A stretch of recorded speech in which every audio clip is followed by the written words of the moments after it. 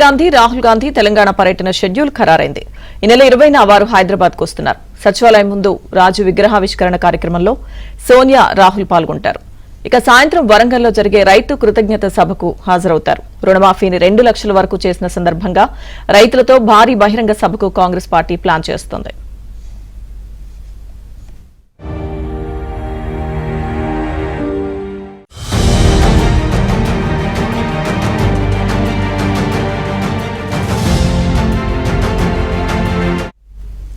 సోనియా గాంధీ, రాహుల్ గాంధీ తెలంగాణ పర్యటన schedule ఖరారైంది.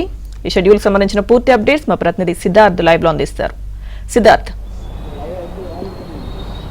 Thank you Lakshmi Durga. ఈ నెల 20వ తేదీన రాహుల్ గాంధీ, సోనియా గాంధీ తెలంగాణకు రానున్నారు. తెలంగాణలో పలు కార్యక్రమాల్లో వీళ్ళిద్దరూ అటెండ్ కానున్నారు. సెక్రటరియట్ ముందు రాజీవ్ గాంధీ విగ్రహాన్ని నెలకొల్పాలని తెలంగాణ ప్రభుత్వం భావిస్తుంది.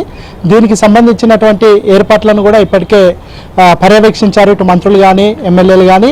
20వ తేదీన సోనియా గాంధీ, రాజీవ్ గాంధీ విగ్రహాన్ని ఆవిష్కరించనున్నారు. ఆ రోజు రాజీవ్ గాంధీ బర్త్డే కాబట్టి ఆ ప్రోగ్రామ్ని పెట్టుకున్నారు. ఇక దాంతోపాటు ఇటు వరంగల్లో రైతు కృతజ్ఞత సభ పెట్టాలని కాంగ్రెస్ పార్టీ భావించింది. వరంగల్ డిక్లరేషన్ చేసినటువంటి ప్రాంతంలోనే మేము ప్రభుత్వంలోకి వచ్చిన తర్వాత రైతు రుణమాఫీ చేసిన తర్వాత ఇక్కడ కృతజ్ఞత సభ పెడతామని ఆ రోజే ప్రకటించారు. దాంట్లో భాగంగానే ఆ రోజు వరంగల్లో 20వ తేదీన సాయంత్రం రైతు కృతజ్ఞత సభ పెట్టడానికి కాంగ్రెస్ పార్టీ భావిస్తూ ఉంది.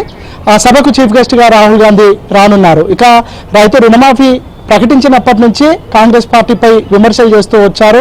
రుణమాఫీ సాధ్యం కాదని, ఒకవేళ రుణమాఫీ సాధ్యమైతే తామే చేసేవాళ్ళమని బీఆర్ఎస్ చెప్పుకుంటూ వచ్చింది. ఇప్పుడు 3 దఫాల్లో రుణమాఫీని కంప్లీట్ చేసినటువంటి నేపథ్యంలో రైతు కృతజ్ఞత సభను పెట్టాలని కాంగ్రెస్ భావిస్తూ ఉంది. దాన్ని వరంగల్లో పెట్టాలని నిర్ణయించింది. దానికి చీఫ్ గెస్ట్గా రాహుల్ గాంధీ రానున్నారు. అయితే సోనియా గాంధీ ఉదయం 20వ తేదీన సెక్రటరియట్ ముందట